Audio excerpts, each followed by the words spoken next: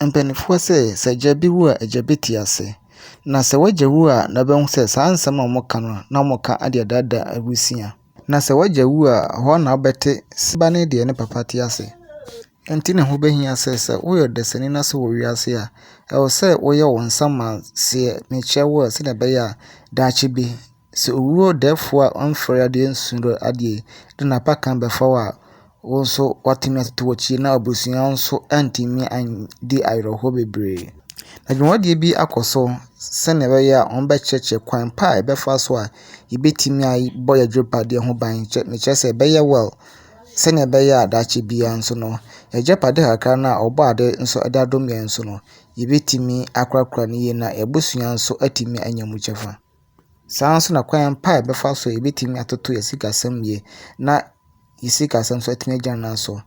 Document is a written instrument that defines what something is.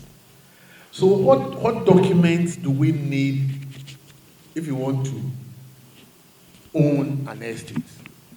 The first type of things I'm going to look at is building. What are the things you need if you want to acquire a land or a building? The first thing is that you go to the land, you go to the person who is selling the land. He will give you what we call the site plan. When he gives you the site plan, you have to go to Lands Commission to see whether the person selling the land to you is the one who is supposed to sell to you. Because the land could be for the family. So in law, what we normally ask people to do, that when you get a site plan, you go and check. But you ask the person selling the land to give you what you call abstracts of title. I'm talking about documents. That's why I'm saying you need that abstract of title. The abstract of title is a document that will talk about the seller and the buyer, the intention of the person who is coming to sell the property. In law, we have something we call caveat emptor. That means the buyer must be aware. So you, the one going to buy the property, you have to be aware whether the person selling the property to you is the rightful owner. If it's not the rightful owner, that he has capacity to sell. That is why you need the abstract of title. And the abstract of title will tell you who is the seller is, who is the buyer is, where the property is. That is the schedule. It will tell you. Then within the abstract of title, we also have what you call root of title. So these are documents you need. The root of title will also talk about the history associated with the land for the past 30 years. So we say that for the last 30 years, what has happened on the land?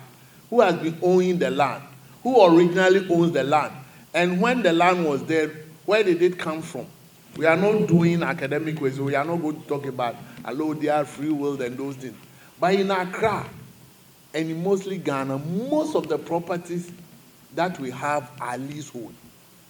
The article 266 or so says that if you want to give a leasehold to a Ghanaian, it should be 99 years. But if you want to give to a non-Ghanaian, it should be 50 years. So if you're a non-Ghanaian and you buy a land in Ghana and they give you a leasehold of 99 years, it's void. Whatever your motivation, estate planning puts you in charge of how you want your care, finances, and family matters managed in the event you become incapacitated or die. So I want to challenge and encourage you to take charge. In conclusion, the Improving Financial Awareness and Financial Literacy movement in Ghana has these goals. One, we want to significantly improve financial awareness and financial literacy across all ages, across all income levels. So if you have one CD in your account today, we want to grow that one CD to a point where you will be able to build for it.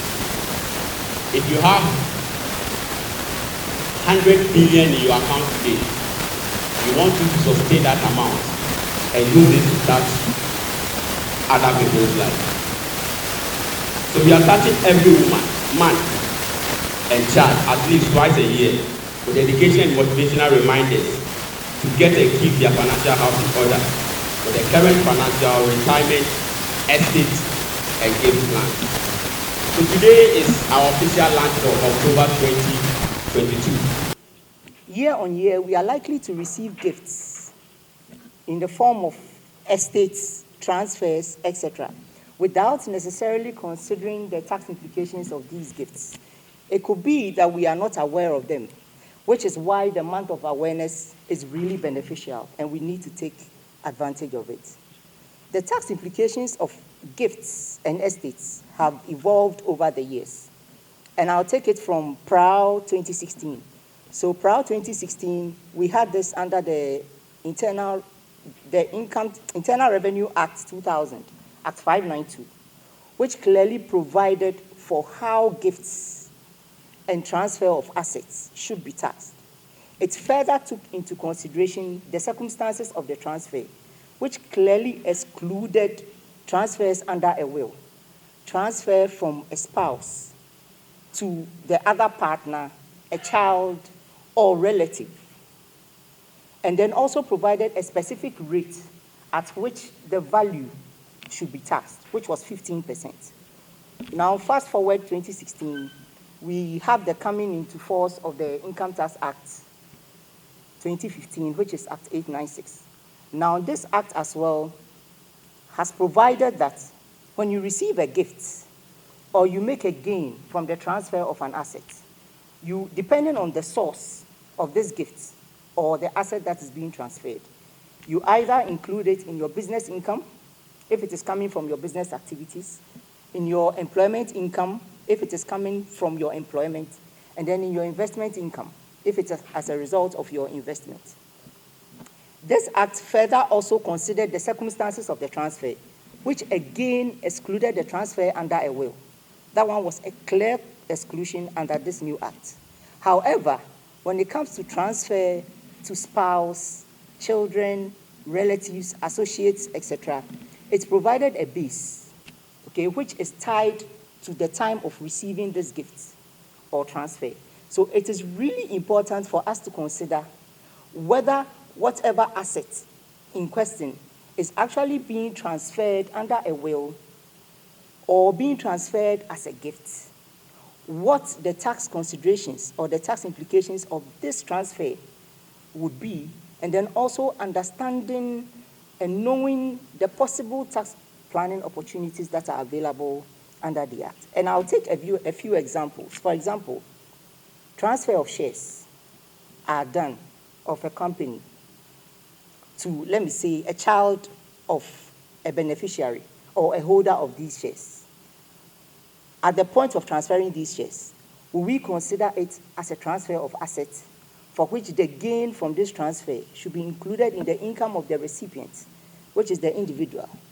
Also, on the side of the transferor, what are the tax implications? Will this transfer result in a gain? Because to the extent of any gain realized on the side of the transferor, there are definitely tax implications that needs to be considered.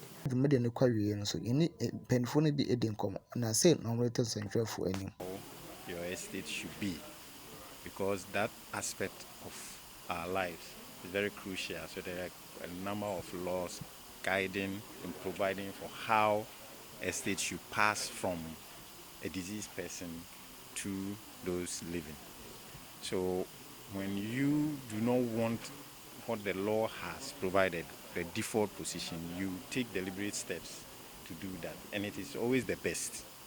You can't leave things to chances, to what the law says. We hear and we all know what goes on when one passes, especially where the estate is big. Family challenges, fights, even among siblings. So by estate and gift planning, we are asking each of us to be deliberate, select, plan, decide. You know, from the presentation, we saw that there are even tax implications on the approach you adopt. And so we need to carefully plan these things with the help of professionals that can help us, and then also networks like the financial awareness group to help us make the right decisions, and then also ensure that after our death, we do not leave behind fights and family divisions over property. Estate is a property somebody owns, and you need people acquire estate without planning for it. In Europe and America, people acquire properties they are in need of. But here in our world, we want to get all the properties in this world when sometimes we may not need them. Somebody wants to get 4 televisions because a particular television has come. But you need to plan your estate in such a way that every property becomes relevant to you. After, when you got the property, you then think of, you die and go and live. But when you are alive, you should plan whom the property should go to. So you have to plan when the property should leave you and whom it should go to.